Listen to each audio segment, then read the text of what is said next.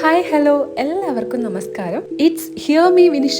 Welcome back to another video. നീണ്ട 1 year Delhi വാസത്തിന് ശേഷം നമ്മളിതേ നാട്ടിലോട്ട് എല്ലാം പാക്ക് ചെയ്തിട്ട് വരുവാണ്. അപ്പാർട്ട്മെന്റ് വെക്കേറ്റ് ചെയ്തിട്ട് ഒരുപാട് ലഗേജ് ഒക്കെ ഉള്ളതുകൊണ്ടാണ് ഞങ്ങൾ ട്രെയിൻ ചൂസ് ചെയ്തിട്ടുണ്ടായിരുന്നത്.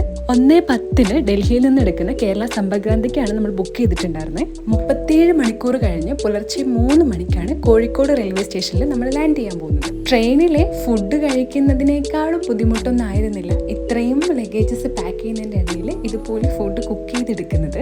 വെക്കേഷനൊക്കെ കഴിഞ്ഞിട്ട് കഴിഞ്ഞ സെപ്റ്റംബറിലാണ് നമ്മൾ തിരിച്ച് ഡൽഹിയിൽ എത്തിയിട്ടുണ്ടായിരുന്നത്. അപ്പൊ എക്സാക്റ്റ് പറയുകയാണെങ്കിൽ 6 മാസത്തിന് ശേഷമാണ് നമ്മൾ നാട്ടിലേക്ക് എത്തുന്നത്. പക്ഷെ അതിൻ്റെ ഇടയിൽ നമ്മുടെ ഫസ്റ്റ് വെഡിങ് ആനിവേഴ്സറി വന്ന സമയത്ത് നമ്മൾ ഗോവയ്ക്ക് ട്രിപ്പ് പോയപ്പോൾ പാരൻസിനെ ഗോവയിലോട്ട് എത്തിച്ചിട്ടുണ്ടായിരുന്നു. പക്ഷെ അങ്ങനെയല്ലല്ലോ, നമ്മുടെ നാടും വീടും വീട്ടുകാരും അങ്ങനെ ഒരു കംപ്ലീറ്റ് ഫ്രെയിം ആകുമ്പോഴല്ലേ നമുക്കൊരു ഫീലിങ്സ് കംപ്ലീറ്റ് ആവുള്ളൂ. പുലർച്ചെ 3 മണി നമ്മളിതാ കോഴിക്കോട് റെയിൽവേ സ്റ്റേഷനിലേക്ക് എത്തിയേക്കാണ്. പക്ഷെ ഞങ്ങൾ എത്തുന്നതിന് മുമ്പ് ഞങ്ങളെ പിക്ക് ചെയ്യാൻ വേണ്ടിയിട്ട് ജിത്തും റിൻസി ഉണ്ണിച്ചേട്ടനും അവിടെ എത്തിയിട്ടുണ്ട്. വെനസ്ഡേ ഉച്ചയ്ക്ക് കയറിയിട്ട് ഫ്രൈഡേ പുലർച്ചയ്ക്കാണ് നമ്മൾ അവിടെ എത്തുന്നത്. അന്നൊരു വർക്കിംഗ് ഡേ ആയിട്ട് പോലും അവരുടെ ഉറക്കം അവരുടെ കാര്യങ്ങളൊക്കെ മാറ്റി വെച്ചിട്ട് ജോലിക്ക് പോകുന്നവർ ആ ഒരു സമയത്ത് ഞങ്ങളെ പിക്ക് ചെയ്യാൻ വേണ്ടി മാത്രം വയനാട് നിന്ന് കോഴിക്കോട് വരെ ട്രാവൽ ചെയ്തിട്ട് അവരെത്തിയിട്ടുണ്ടെങ്കിൽ let's hats off dum.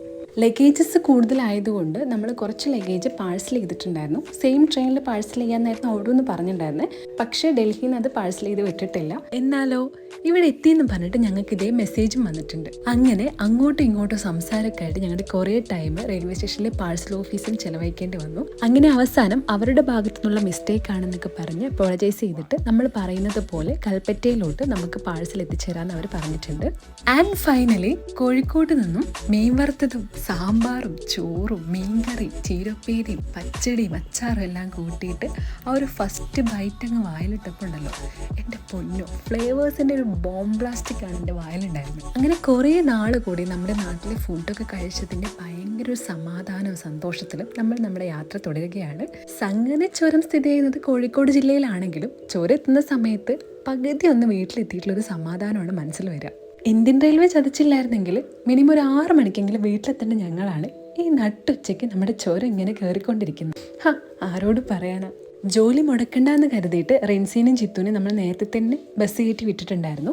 Block ഇല്ലാതെ എന്ത് ചുരമല്ലേ. പണ്ട് കോളേജിൽ പഠിക്കുന്ന സമയത്ത് എനിക്ക് ഈ ഹോം സിക്കിന് പ്രശ്നമുള്ളത് കൊണ്ട് തന്നെ എവരി വീക്സ് ഞാൻ വീട്ടിലോട്ട് വരുമായിരുന്നു. ഇപ്പോഴും ഇതുപോലെ ഇടയ്ക്കിടയ്ക്ക് വ്ലോഗ്സ് ഒക്കെ ഉണ്ടാവാറുണ്ട്. ചിലപ്പോഴൊക്കെ നിന്നിട്ടും ഇരുന്നിട്ടും ഒക്കെയാണ് നമ്മൾ ഈ ഒരു പ്രശ്നത്തെ ഫേസ് ചെയ്ത് ചുരം താണ്ടാറുള്ളത്. വയനാട്ടുകാർക്ക് മാത്രം കണക്ട് ചെയ്യാൻ പറ്റുന്ന ഒരു കാര്യമാണല്ലോ ഇത്. നമ്മൾ വയനാടിന്റെ പുറത്ത് എന്ത് കാര്യത്തിനാണെങ്കിലും പോയിട്ട് തിരിച്ചു വരുമ്പോൾ ഈ ഒരു ബോർഡൊക്കെ കാണുമ്പോഴുള്ള ഒരു സന്തോഷം ഉണ്ടല്ലോ, അതൊരു പ്രത്യേക ഫീലിംഗ് ആണ്.